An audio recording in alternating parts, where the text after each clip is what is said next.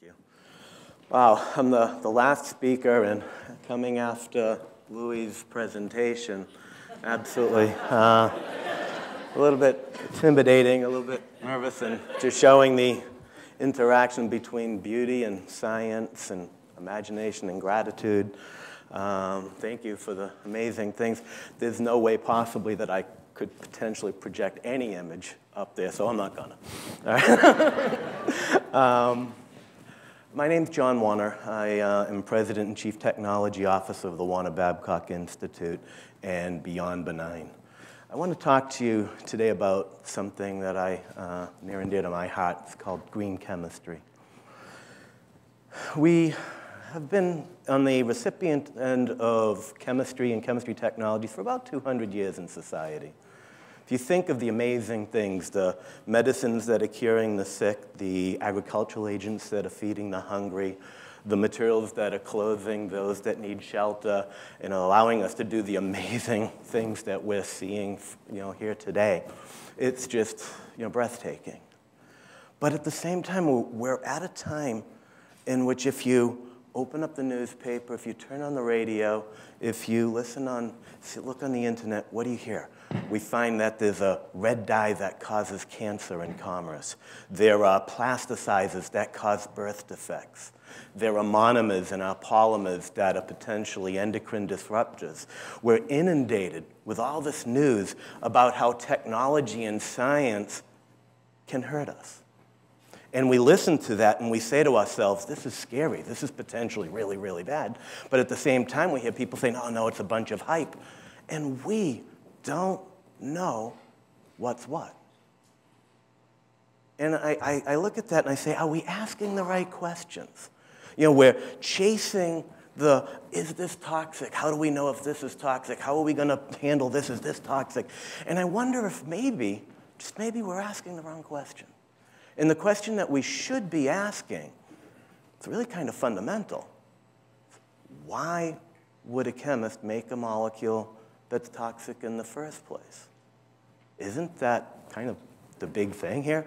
One would imagine, with only very few, hopefully very, very few exceptions, nobody wants to make toxic materials, and so this is an undesirable effect. So how did we get in this place where we do have these problems? Maybe it's not how we make molecules, but it's how we make chemists. All right? I am not a historian. I am not a sociologist. I have no credibility in talking about the history of science and technology. But I'm a chemist. Maybe there's something in how that happened that might shed some light on this. Okay, so I'm not your typical second grader with a chemistry set that dreamed of being a scientist. I had no idea what chemistry was. I got a polite D. I should have failed high school chemistry. PV equals nRT only worked in a couple different rearrangements, and then at some point it started to get old for me. I had a huge Sicilian family growing up. We were carpenters, plumbers, electricians. None of us went to college. I didn't know what higher education was. I thought that was, well, gee, in the 11th grade I had English on the second floor. That must be higher ed. And I kind of horrified my family one day by saying, I think I'll go to college.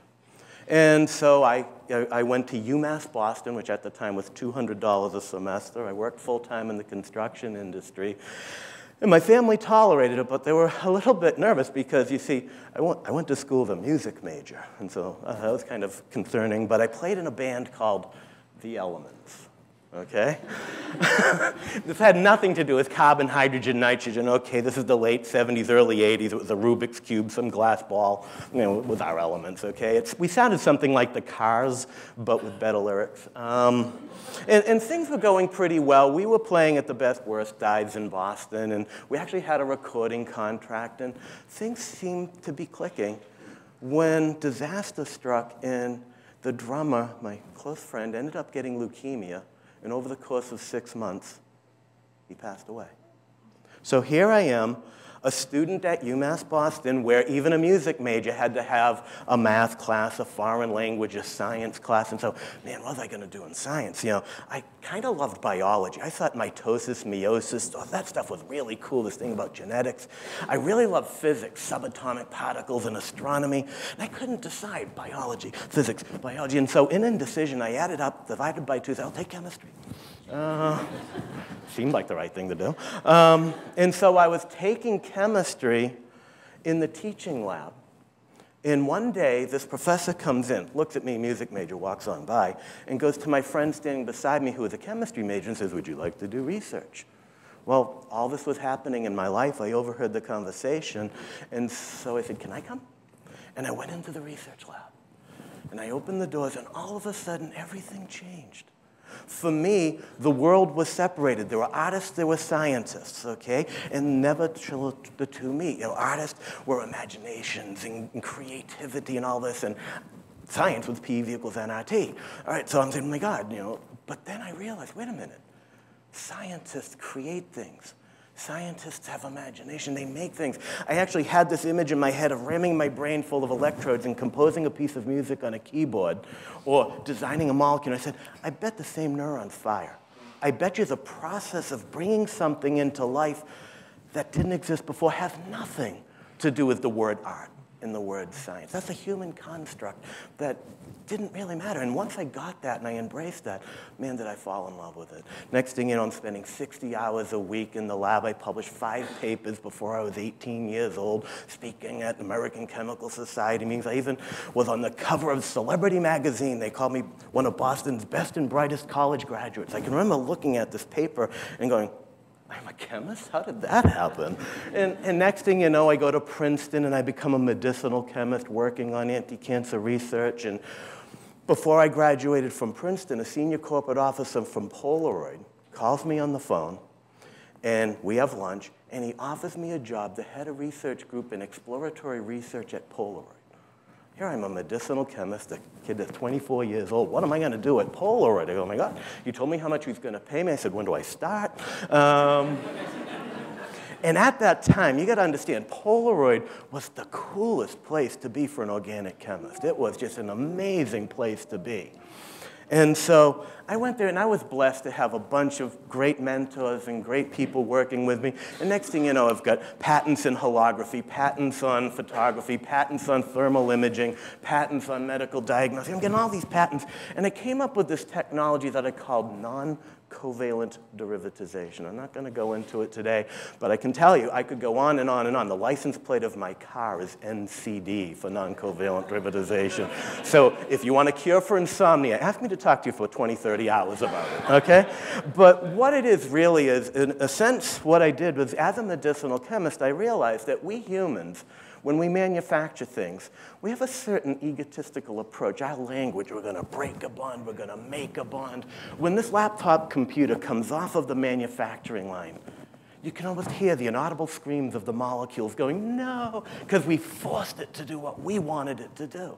And so the molecules start to degrade, the molecules start to break because we've done it in a different way. But nature, I look at it from a molecular psychological process. If you put a material on the couch and you say, what would you like to be?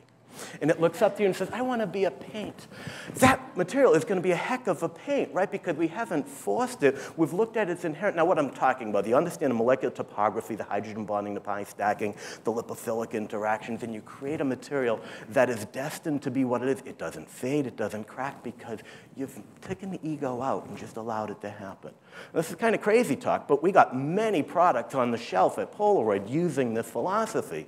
Now, in the United States, we just finished last week, this discussion about Tosca. Well, Tosca's been around for a really long time.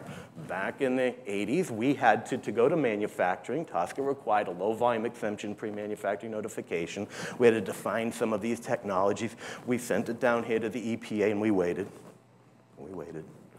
And we waited. And eventually they rejected the application, not because of toxicity, not because of environmental impact. They just didn't understand non-covalent derivatization. And there's no textbook, there's no journals. So Polaroid flew me down here. I went to the EPA, and I met the branch chief of the Office of Pollution Prevention and Toxics to have a discussion about this. I walk in the door. Wait a minute. The branch chief is this guy named Paul Anastas. Remember the kid I followed into the research lab when I was a music major? It was him. I've known him for 20 years. I was playing in a jazz band with his older brother. So he and I, we hit it off really well. And he and his friends were starting this program, the EPA, Beyond Benign by Design, looking at this. And I said, isn't it interesting that anything better for the environment will be different?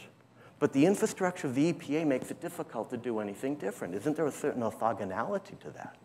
Shouldn't we instead be promoting doing things that are better? Well, better, what do you mean? Well, less toxic, less impact on the environment, using less energy, being biodegradable. And we realized there were no words in science. There were no textbooks, there were no journals, there were no meetings, there were no conferences where people got together and talked about how do we anticipate the negative impacts of a material before we design it. There's an unmet need there. We need a science so that we can have all those things that build science. And that was the birth of green chemistry and the 12 principles of green chemistry. The guy from industry and a guy from the EPA saying what anyone else could have said. There's nothing earth-shaking here. We just happen to be the ones that articulated it, but there's nothing really revolutionary about that. And so the next thing you know, we wrote a book called Green Chemistry Theory and Practice. Had I thought anyone would ever have written that book, we would have written a better book. But it worked out, and people really got interested in it. And so things are going. All right? And I'm in this thing thinking about efficiency and about faster time to market and commercialization. And life has a way of doing things to you. So here I am, working at Polaroid, really great career. I've got tons of patents, all these awards, probably one of the most prolific synthetic organic chemists on the planet for my age. And life comes and kicks me again. I lose my 2-year-old son, John, to a birth defect. My son, John, was born with a disease called biliary atresia. It was a struggle for 2 years, in and out of the hospital, trying to keep him alive. And at 2 years old, we lost him. And the night of his funeral, I'm lying in bed, staring at the ceiling, asking myself, what if something I touched caused his birth defect? What if I, as a chemist, something in my life, heaven forbid I even got an award for, somehow caused his ultimate death? I didn't feel like this awesome inventor, cool scientist. There's a missing element in all of this. And so I thought about it, and I didn't know how to answer that question. 4 years of undergraduate, 3.5 years of graduate school. I never had a class. I never had a seminar. I never had a discussion about this. Turns out I stopped looking at it. In the United States alone, every year we graduate 15,000 chemists, undergraduate. 3,000 masters, 3,000 PhDs. Not one university requires a chemist destined to work in industry inventing the future to take a class in toxicology, to take a class in environmental impacts. Not one. Why do we have red dyes that cause cancer? Why do we have birth defects that cause, plasticizers that cause birth defects? You think there may be a relationship here? So there's one way of reacting in despair, saying, oh my God, this is horrible. The other thing is, like, wait a minute, this is a path forward. Let's start teaching chemists toxicology. Now, you'll have a hard time wrapping around that if you're not in chemistry. In chemistry, you think, you know, you're kind of right. I didn't have that class. There is a field of toxicology and environmental mechanisms. The knowledge is there, but people destined to make things don't participate. There's no conduit. And that's where green chemistry steps in. So I was so passionate about it, I left Polaroid and I went to the University of Massachusetts and I started a PhD program in green chemistry. Everything in a normal chemistry program, but I added a 1-semester class in mechanistic toxicology, a 1-semester class in environmental mechanisms, a 1-semester class in law and policy. Over the next 11 years, about 120 students passed through the program at different levels. You know what the average time it took one of those students to get a job in industry was? 2 days. The longest any student from that program spent looking for a job was 2 weeks because she turned down the first 6 job offers. I'm still 10 years out of academia. Companies are still calling me saying, hey, John, you got anybody graduating? Because they can solve problems, but they have a clue about toxicity and regulations and environmental impact, which is the practical real world of commercialization. And that's the opportunity that we're talking about here. So I loved my time at UMass, and it was great, but I'm an inventor at heart. and I wanted to get more into inventing. And so dream came true. I met this man named Jim Babcock, and he and I started the Warner Babcock Institute for Green Chemistry. And it is the Taj Mahal of chemistry research. It's a 42,000 square foot facility north of Boston with millions and millions of dollars of every piece of chemistry research equipment you could possibly imagine to make small molecules and polymers, fabricate devices and test them. I've got 30 of the most beautiful, imaginative scientists, and all we do is invent. We just invent stuff. And so in the last few years, we have an ALS drug in clinical trials. We have a cancer drug in clinical trial. We have an Alzheimer's drug that's entering into clinical trials. We have a hair coloring technology that's been commercialized by a company called myhairprint.com. We have asphalt repaving technology that's been commercialized by a company called Collaborative Aggregates. We have a OSB wood composite technology. We did a 70-ton pilot scale run in Alberta, Canada, a couple months ago. It has identical performance, if not better, same cost, without a drop of formaldehyde, without a drop of MDI. It can be done. Each of these technologies have elements of green chemistry, and the point here, and it's my last thought, is a lot of times people think that, oh my God, if I have to worry about the environment and all that, that's just going to be a set of handcuffs, a set of constraints on my design, and I'll be slowed down, and oh my God. Is that really true? Do you really think constraints are a problem? Actually, is there even a possibility that any one of us ever lives in an unrestrained environment? So when you restrain someone, if everyone in chemistry is reading the same textbooks, taking the same classes, studying from the same journals, and doing the same thing, anything that has you approaching a problem from a different perspective gives you the opportunity to come at it from a different angle. What better way of doing that than approaching it from limited impact on human health and the environment? And that's the opportunity here, is if we can look at this as not only this moral and ethical necessity, but also this competitive advantage, this opportunity, faster time to market, what better thing could we have? It's interesting, being here, the Lemelson Foundation, the AAAS, we have everything that we need right here in this room right now. Society wants safe technologies. Companies want to make safe technologies. As Maria said, the next generation of students is wide-eyed and wants to do the important stuff. If we collectively figure out a way to give them the tools and the skills and step back and watch them save the world. Thank you.